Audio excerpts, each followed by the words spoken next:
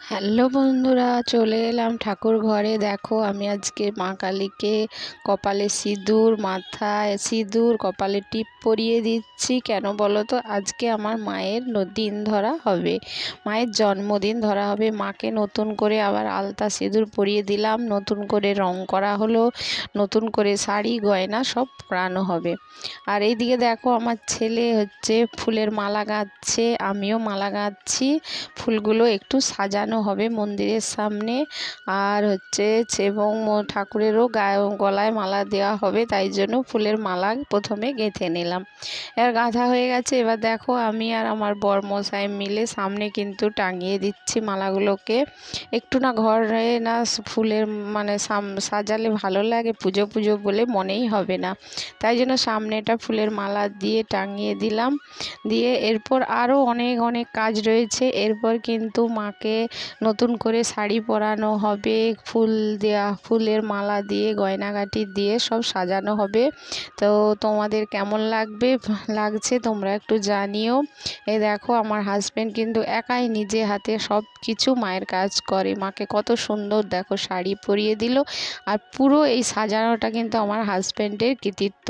ও এত সুন্দর করে সাজিয়েছে। এবার ব্রাহ্মণ চলে এসেছে, পুজো করছে। আর এইদিকে দেখো মায়ের ভোগ কিন্তু আমি বসিয়ে দিয়েছি। মায়ের রান্না যে ভোগ দেওয়া হবে জল খাবার, সেইগুলো আমি কিন্তু করে নিচ্ছি। দেখো সুজিটাকে ভালো করে কিন্তু নেড়ে চেড়ে নিচ্ছি। এরপর আমি লুচি ভেজে নেব। লুচিগুলো একটু টেরা বাঁকা হয়ে গেছে, আর কিছু করার নেই, কাজের ঘরে ও একটু আধটু হবেই। এবার লুচি ভাজা হয়ে যাবে। এরপর মায়ের অন্নভোগ আর খিচুড়ি ভোগ করে দেবো অল্প করে। দেখো খিচুড়িটা কিন্তু বসিয়ে দিয়েছি, খিচুড়িটা কিন্তু খুব সুন্দর হয়েছে। এরপর মাকে ভোগ দিতে দেওয়ার পালা। এবার কি কি করেছি দেখিয়ে দিচ্ছি। গুলগুলি করেছি, আলু পটলের তরকারি, আর লুচি, এদিকে নাড়ু, আর দেখো এটা ছোলার ডাল, আর এ দেখো সুজি, সব রকমই একটু একটু করে নিয়েছি। এবার ওগুলো করে এবার ভোগটা দিয়ে দেব। আর এদিকে ভোগ দেওয়ার পর দেখো পুজো কিন্তু আরম্ভ হয়ে গেছে। এবার হোম করছে, একটু তো হোম করতেই হবে। হ্যাঁ, এরপর কিন্তু বন্ধুরা ওটা রাতের পুজো হয়ে গেছে। সকালে এটা এখন সকাল বাজে, ঘড়িতে বাজে 8টা।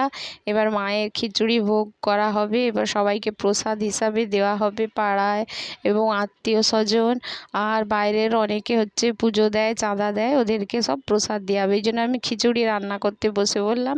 দেখো বন্ধুরা 1 কড়া খিচুড়ি হয়ে গেছে। এবার সবাইকে প্রসাদ দিয়ে দেবো, আর ভিডিওটা এখানে শেষ করব।